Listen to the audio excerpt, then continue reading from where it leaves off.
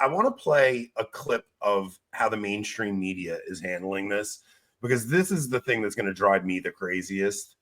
I just put it as mainstream media glazing. The way they're framing this is just infuriating.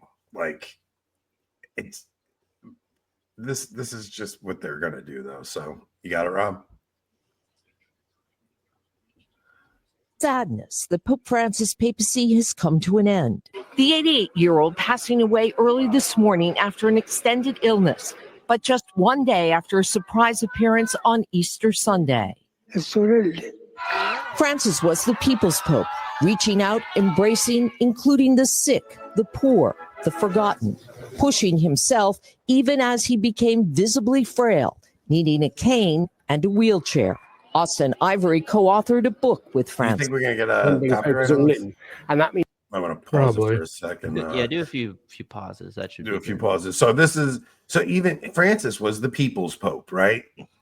And yeah, unless you're white or trad or conservative or. This is where they're going to get into how Francis is the first pope who ever talked about the poor and love, and totally different from all the popes of the past. Yeah, the ABC article or the video that came out on Good Morning America or something like that. It was 5 minutes. 3.5 of the minutes were devoted to homosexuality. Of course. Let's go. We'll get into it. It goes there. Means encountering people. He's performing the gospel, and without that, for him, there's no 20% papacy for him. In more than a decade as Pope, Francis moved the Catholic Church away from the culture wars and back to its original mission of love and mercy, throwing open the doors of the church to all. When he was elected, insane. They moved the church away from the culture wars. Are you joking me?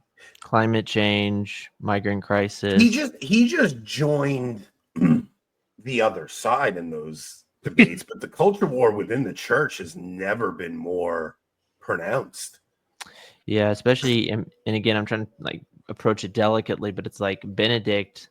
They hated Benedict. They made fun of Benedict all the time because he was, the ivory tower theologian who, at least on social issues, was fairly conservative. And Benedict was just as bad with climate change and stuff, though. Oh no, I know, but I'm he was just as bad with that stuff. When it came to climate change, no, but when it came to sexual ethics, he was at least more pronounced of just saying no. But the line that I really don't like is when he says they open the doors to all, because it's I literally had my doors shut and I'm not allowed to have mass in a church. That's the thing where it's again, I'm trying to show as much respect I can, but it's I literally lost my actual physical church, and so did 700 other people. And they just this last week, we have a friend of mine actually who's in the chat who was there the week before, but in Detroit, they shut down, I think it was 38 traditional Latin mass parishes. 38 in 1 week. This is the kind of stuff that makes it difficult to look on Francis's papacy with any kind of fondness. It's it was just one thing after another, and just the confusion and and not even that. I've been trying to not be super negative all day, about him, but I can't sit and watch these absolute lies being being parroted and not just be angry about it. Yeah. But that's the thing. He kind of set the stage for this, and he never clarified any of it, and he never, you know what I mean? It's not like the news is lying about what he did. That literally was the point of what Francis was doing, to put that message forward. Ultimately responsible for it. I don't disagree there, but no, the lie, what you're talking about, the lie is to act as if the church never was open to everybody, and the church, that is the lie, as if Francis is the first pope who ever cared for the poor, or it's just insane the way these people see things through a lens. It's so ridiculous. It is frustrating, man, and it's a difficult thing to swallow. And you think about all the good people who were punished because they spoke out and just said, hey, there's something about,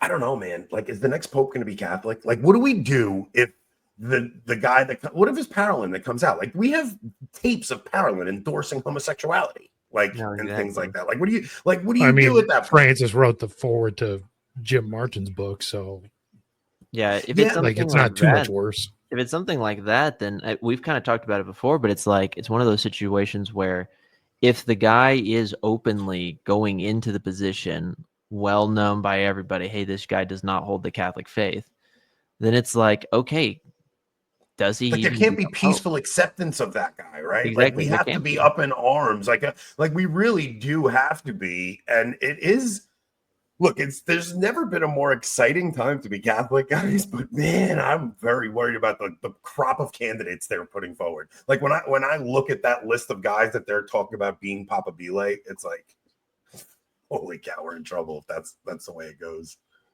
Yeah, no, it's one of those things where yeah, it's scary. I think about just all the doctrinal ambiguities. I mean, the one that was bigger, the biggest issue for me was the one last year. I think it was in summer, but it was the all religions lead to God comment.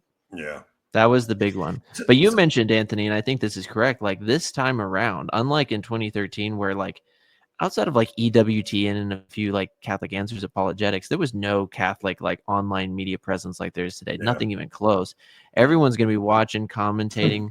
So if there is going to be like a quote unquote peaceful acceptance, it's going to only probably be with a guy who's fairly orthodox. Other than that, people are going to be up in arms.